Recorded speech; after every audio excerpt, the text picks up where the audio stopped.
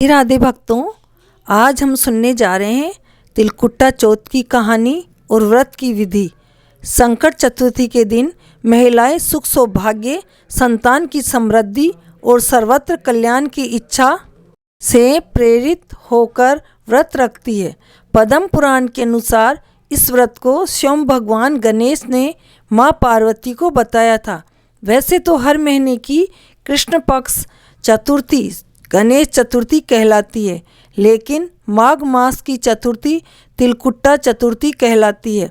पद्म पुराण के अनुसार आज ही के दिन कार्तिकेय के साथ पृथ्वी की परिक्रमा लगाने की प्रतिस्पर्धा में उन्होंने पृथ्वी की बजाय भोलेनाथ और मां पार्वती की साथ परिक्रमा की थी। तब शिव जी ने प्रसन्न होकर देवों में प्रमुख मानते हुए उनको प्रथम पूज्य का वरदान दिया था। भालचंद्र गणेश जी की पूजा संकट चौथ की जाती है। प्रातःकाल नित्य क्रम से निवृत्त होकर षोडश उपचार विधि से गणेश जी की पूजा करें और गणेश जी का पूजा अर्चना करके इसके बाद भालचंद्र गणेश का ध्यान करके पुष्प अर्पित करें। पूरे दिन मन में ही मन श्री गणेश जी के नाम का जप करें। सूर्यास्त के बाद स्नान करके स्वच्छ वस्त्र पहन ले। अब विधि पूर्वक गणेश जी का पूजन करें। एक कलश में जल भरकर रखें। धूप दीप अर्पित करें। नैवेद्य के रूप में तिल तथा गुड़ के बने हुए लड्डू, ईख, शकरकंद, गुड़ तथा घी अर्पित करें। यह नैवेद्य रात्रि भर बांस के बने हुए टोकरे में रखकर यथावत ढक देवे। पुत्रवती स्त्रियां पुत्र की सुख समृद्धि के लिए व्रत रखती है। इस ढके हुए नैवेद्य को पुत्र ही खोलता है तथा भाई बंधुओं में बांटता है। ऐसी मान्यता है कि इससे भाई बंधुओं में आपसी प्रेम भावना की वृद्धि होती है। अलग अलग राज्यों में अलग अलग प्रकार के तिल और गुड़ के लड्डू बनाए जाते हैं। तिल के लड्डू बनाने हेतु तिल को भूनकर गुड़ की चाशनी में मिलाया जाता है। फिर तिलकुट्टा बनाया जाता है और तिलकुट्टा का पहाड़ बनाकर तत्पश्चात गणेश पूजा करके तिलकुट्टे के पहाड़ को तोड़ा जाता है। गणेश पूजन के बाद चंद्रमा को कलश से अर्घ अर्पित करें। धूप दीप दिखाएं। चंद्रदेव से अपने घर परिवार की सुख शांति के लिए प्रार्थना करें। इसके बाद एकाग्रचित होकर कथा सुने अथवा सुनाएं। सभी उपस्थित जनों में प्रसाद बांट दें। एक तिलकुट्टा चौथ की कहानी। एक शहर में देवरानी जेठानी रहती थी। जेठानी अमीर थी और देवरानी गरीब थी। देवरानी गणेश जी की भक्त थी। देवरानी का पति जंगल से लकड़ी काटकर बेचता था और अक्सर बीमार रहता था।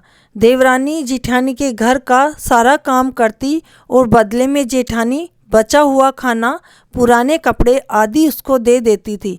इसी से देवरानी का परिवार चल रहा था। माघ महीने में देवरानी ने तिल चौथ का व्रत किया। 5 आने का तिल व गुड़ लाकर तिलकुट्टा बनाया।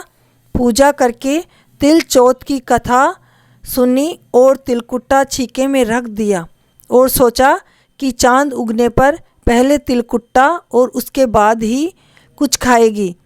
कथा सुनकर वह जेठानी के यहाँ चली गई। खाना बनाकर जेठानी के बच्चों से खाना खाने को कहा तो बच्चे बोले, माँ ने व्रत किया है और माँ भूखी है। जब माँ खाना खाएगी हम भी तभी खाएंगे।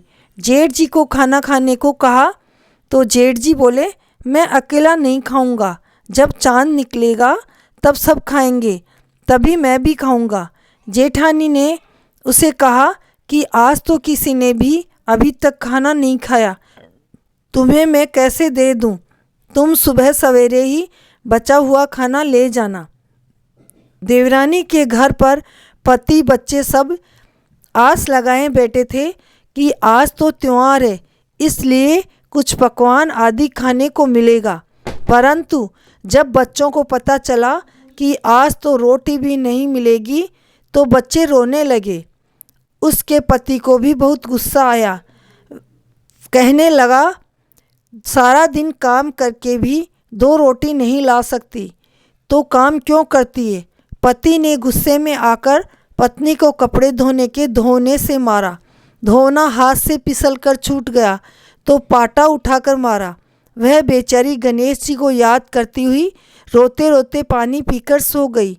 उस दिन गणेश जी देवरानी के सपने में आए और कहने लगे, धोने मारी, पाटे मारी, सो रही है या जाग रही है। वह बोली, कुछ सो रही हूँ, कुछ जाग रही हूँ। गणेश जी बोले, भूख लगी है, कुछ खाने को दो। देवरानी बोली, क्या दूँ, मेरे घर में तो अन्न का एक दाना भी नहीं है। जेठानी बचा कुचा खाना देती थी, आज वह भी नहीं मिला। पूजा का बचा हुआ तिलकुट्टा छीके में पड़ा है, वही खा लो। तिलकुट्टा खाने के बाद गणेश जी बोले, धोने मारी, पाटे मारी, निमटाई लगी है, कहाँ निमटूं। वह बोली, यह पड़ा है घर, जहाँ इच्छा हो वहाँ निमट लो। फिर गणेश जी बच्चे की तरह बोलने लगे, पहुँचूँ कहाँ, नींद में मग्न। अब देवरानी को गुस्सा आ गया। उसने कहा, तंग मत कर, मेरे सर पे पहुँच ले। सुबह जब देवरानी उठी तो यह देखकर हैरान रह गई कि पूरा घर हीरे मोती से जगमगा रहा है। सिर पर जहाँ विनायक जी पहुँचनी कर गए, वहाँ हीरे के टीके व बिंदी जगमगा रही है। उस दिन देवरानी जेठानी के यहाँ काम करने नहीं गई। बड़ी देर तक राह देखने के बाद जेठानी ने बच्चों को देवरानी को बुलाने भेजा। जेठानी ने सोचा कल खाना नहीं दिया, इसीलिए शायद देवरानी बुरा मान गई। बच्चे बुलाने गए और बोले, चाची चलो, माँ ने बुलाया है, सारा काम पड़ा है। देवरानी ने जवाब दिया, अब इसकी ज़रूरत नहीं है, घर में सब भरपूर है, गणेश जी की आशीष से सब कुछ मिला है। बच्चों ने घर आकर माँ को बताया कि चाची का तो पूरा घर हीरे मोतियों से जगमगा रहा है। जेठानी दौड़ती हुई देवरानी के पास आई और पूछा कि ये सब कुछ कैसे हुआ। देवरानी ने उसके साथ जो हुआ वो सब कह डाला। घर लौटकर जेठानी अपनी पति से कहा कि आप मुझे धोने और पाटे से मारो। उसका पति बोला, भली मानस, मैंने कभी तुम पर हाथ नहीं उठाया, मैं तुम्हें धोने और पाटे से कैसे मार सकता हूँ। वह नहीं मानी और जिद करने लगी। मजबूरन पति को उसे मारना पड़ा। उसने ढेर सारा घी डालकर चूरमा बनाया और छीके में रख दिया।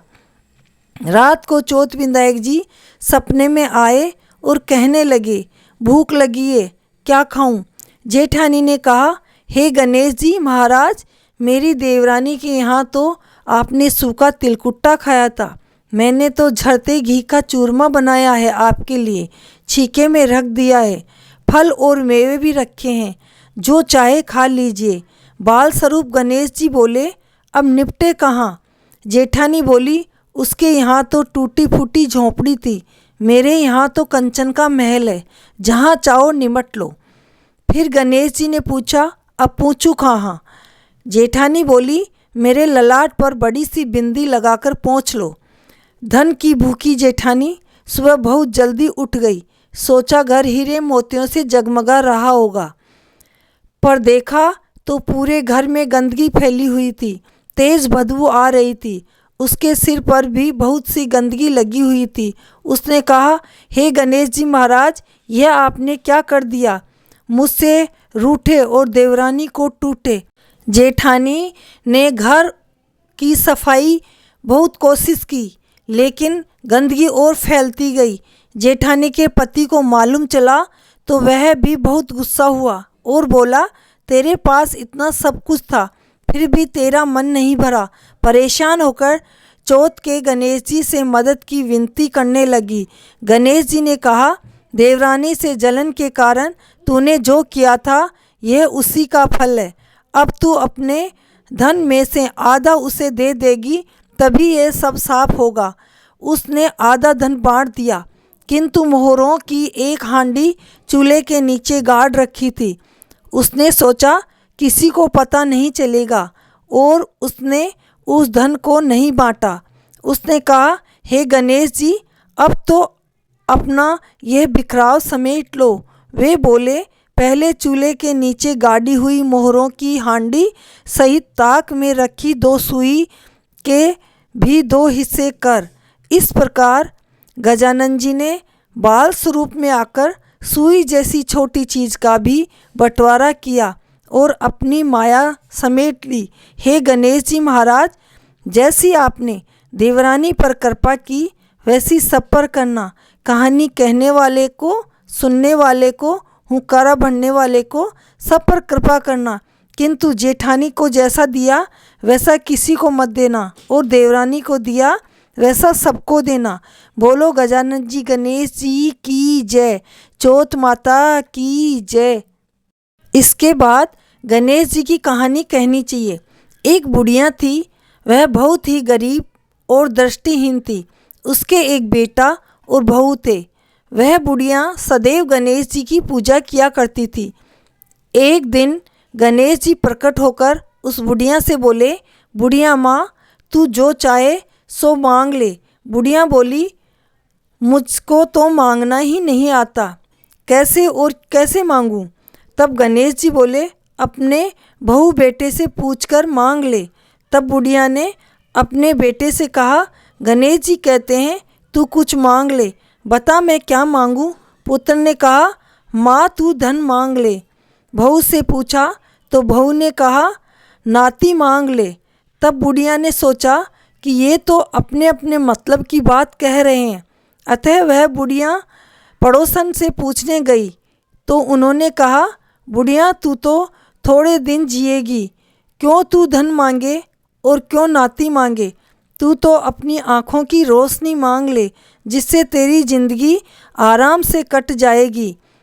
इस पर बुढ़िया बोली, यदि आप प्रसन्न हैं तो मुझे 9 करोड़ की माया दे, निरोगी काया दे, अमर सुहाग दे, आँखों की रोशनी दे, नाती दे, पोता दे और सब परिवार को सुख दे और अंत में मोक्ष दे। यह सुनकर तब गणेश जी बोले, बुढ़िया माँ, तुमने तो हमें ठग लिया, फिर भी जो तूने मांगा है वचन के अनुसार सब तुझे मिलेगा। और यह कहकर गणेश जी अंतर्ध्यान हो गए। उधर बुढ़िया माँ ने जो कुछ मांगा वह सब कुछ मिल गया। हे गणेश जी महाराज, जैसे तुमने उस बुढ़िया माँ को सब कुछ दिया वैसे सबको देना, कहने वाले को, सुनने वाले को, हुंकारा देने वाले को, हमारे सारे परिवार को देना। बोलो गौरी पुत्र गणेश जी की जय। तो भक्तों, आपको कैसी लगी ये कथा कमेंट करके बताना। चैनल को लाइक सब्सक्राइब करना। राधे राधे, जय श्री कृष्णा।